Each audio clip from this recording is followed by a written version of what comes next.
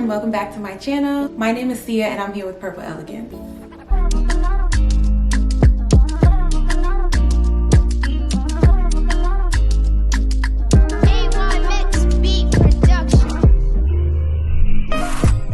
So if this is your first time being here, welcome to my channel. I speak on faith, I speak on beauty, I speak on fashion, and I speak on lifestyle overall. If this is not your first time being here, then welcome back. Thank you for coming back. So today, guys, you already know according to the title what this video is going to be about today, and it's on punished or positioned.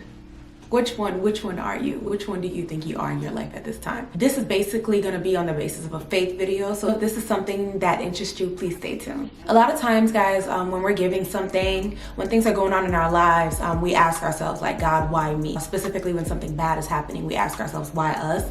And a lot of times it's God positioning us for something even greater. But in the midst of that turmoil or in the midst of that storm, we don't even realize it because we're so focused on the storm that we're not really paying attention to the plan that God really has for us. God will make you wait for your great thing until he knows that you are ready to receive it. Because if he gives it to you too prematurely, you might not appreciate it. So he tends to just make you hold on just a little while longer while you are being prepared for that great thing that he has for you. Now, don't get me wrong. There are times when God does allow certain things or he gives his people grief because we have done something that is deserving of the punishment. But it's not even that he's necessarily punishing you, but then in a way it's like, yes, he is. Do you guys remember the story of when God used Moses to free the Israelites from the Egyptians? Now, they were promised the promised land, but because of their complaining and they started worshiping false idols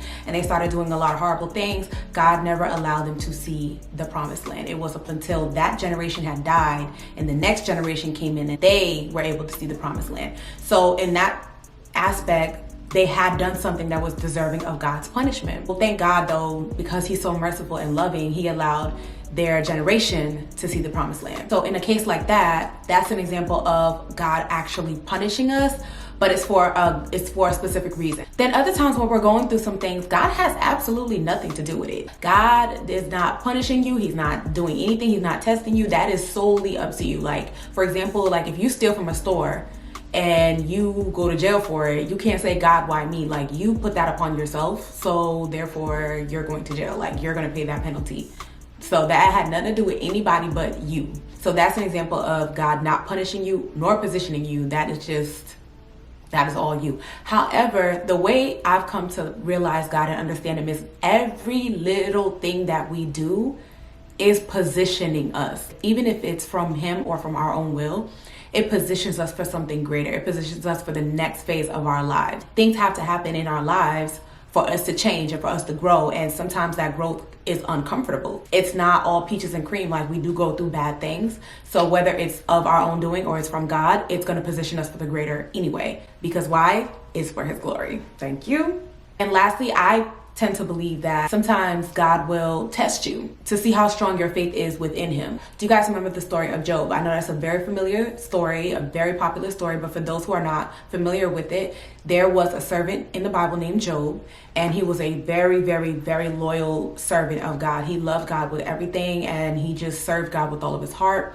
And one day, the devil went to God and said, the only reason why he's serving you in like, just to shorten up the story, the devil said the only reason why he is loyal to you is because you've given him everything that he wants.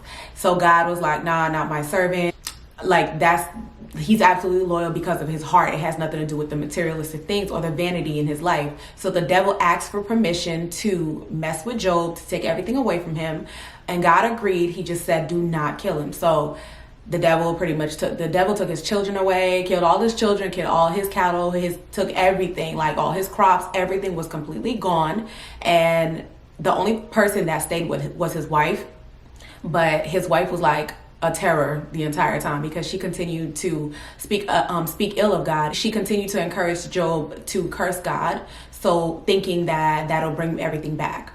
And, you know, as a human, I guess she was in pain, so she did that. But, you know, you have to have a spiritual mindset when you're dealing with God. And you have to truly understand that everything he does is for a purpose. And so he did the same thing when he tested Abraham's faith in saying that he should kill his one and only son, the one son that he wanted more than anything else. A lot of times there's a lot of other stories in the Bible where God tests our faith. So that horrible thing that's going on with you, you might think, oh my God, this is it. Like, why, gosh, why me? Oh my God, God, why me? But he's honestly only testing you to see what happened. In the end, Job received all of his blessings back double. That's how amazing God is. That's the kind of God that we serve, because he could have just left it. Although Job seemed to be worthy of those things, but I believe that God loves us, that regardless, even if we're not worthy of those things, he still blesses us. He still loves us. He still gives us and he still gives us things and gives us people and our heart's desires, although we don't even deserve it. Like, that's when you think about it, it's like, wow, like think about the life that you are living right now. It may not be perfect and it may not be everything that you want, but it is better than someone else's life. And you ask yourself, like, am I really worthy of this? I know I'm not. I know I'm not worthy of the blessings that God has given me, but I'm so grateful and humble and like so appreciative of him and his love and his protection and his kindness over my life. Like, it's just amazing. And I hope you feel the same way too. Like, I'm not deserving of this, but God, thank you for smiling on me anyway. Thank you for thinking of little me, who's absolutely nothing. I'm like nothing, but yet and still God loves me so much to bless me with the type of life that I have. Lastly, I will say that all of the hard times that we do go through, they do draw us closer to God. And I think that that is something that we have to remember, that although whether or not he causes it, whether he has nothing to do with it, or whether it's just a test, all in all, he is going to be with you. Like, Jesus will never, ever leave our side in the midst of all of that turmoil and that storm. No matter what it is that we're going through, for whatever reason it is, whether it is a punishment or a position, God is still going to be with us through the midst of all of that. And that's why it's like, I just can't help but love him because of that. Like, my eyes like spark up when I talk about this, because like there have been a lot of hard times in my life. And when I look back, I'm just like, oh my God, like when I didn't have nobody, like before I started living the life that I am living now. I mean, I look back and I'm just like, wow, like all I could do was just ask God for strength. There were times I didn't even know what to pray for. And God was just there. He was just there. Like, can't nobody tell me God doesn't exist. Can't nobody tell me that the love of Jesus Christ is not real. Like, y'all should just, But that's another topic. That's a whole nother thing. So just as God had doubled Job's blessings, I pray that he doubles each and every one of our blessings, so long as we are in him and we continue to serve him and have faith in him and love him. So you guys, that is all I have for you today. If you picked up any little nuggets from this video, go ahead and click the subscribe button below, like you know you want to, and I'm surprised you haven't by this time. Like, what are you waiting for? Subscribe to my channel, guys. I will totally wholeheartedly appreciate it so much. Join the family. Make sure you turn on your post notifications so you are MVP to all of my videos. And remember, guys, anything that you want to do in this world, believe it, achieve it, work hard, and boom, it's yours. Stay blessed, and I'll see you guys in my next video. Bye, guys.